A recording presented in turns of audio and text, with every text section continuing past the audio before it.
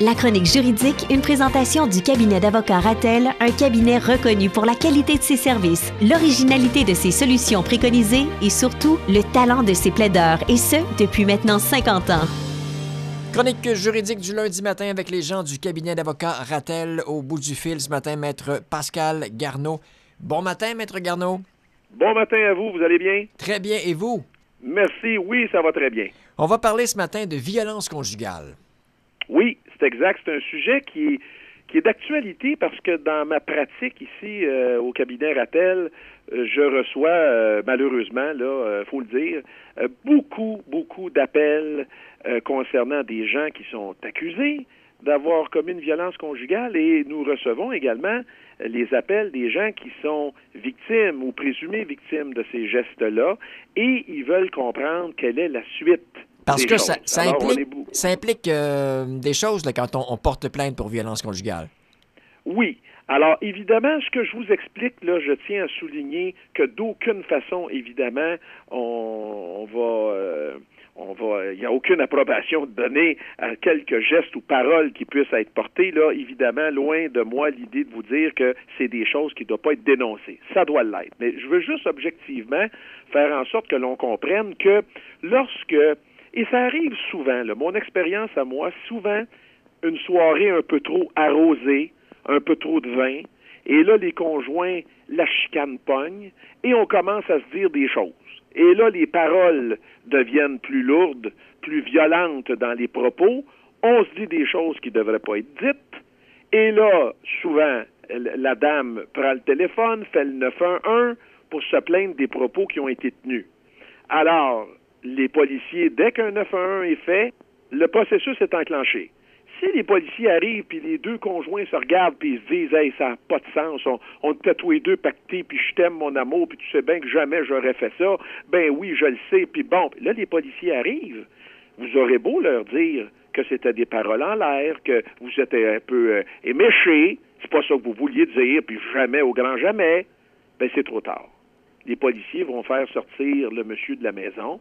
On va lui donner une promesse de comparaître à la cour et il pourra se retrouver quelques mois sans pouvoir retourner à la maison pour des paroles qui auront été dites alors qu'on était pactés, que c'est pas ça qu'on voulait dire, puis bon. Parce que le processus est enclenché. Le processus est enclenché et dans un cas comme ça, voici le processus qui se produit chez nous. C'est que là, souvent, les deux parties vont appeler tour à tour. Le gars qui est plus à la maison nous appelle pour nous dire « Écoutez, ma blonde ou ma femme, je lui ai dit telle chose. Puis, écoutez, à part cet événement-là, il n'y a jamais eu rien. Puis, elle voudrait que je revienne à la maison. Qu'est-ce qu'il faut que je fasse? Je vais appeler au poste. On va faire annuler ça. » Non, ça fonctionne pas comme ça. Quand la plainte, elle est formulée, même si madame ne voulait pas la faire, cette plainte-là, elle est notée par les policiers, le dossier sera acheminé à un procureur. Alors, si vous appelez au poste pour faire annuler ça, si ça vient de vous, bien évidemment, ça ne passera pas. Et si c'est madame, ça ne passera pas plus, parce que le dossier doit être vu par un procureur avant que l'autorisation soit donnée ou non, que la promesse ou que le dossier ne soit pas porté pour permettre à monsieur de retourner.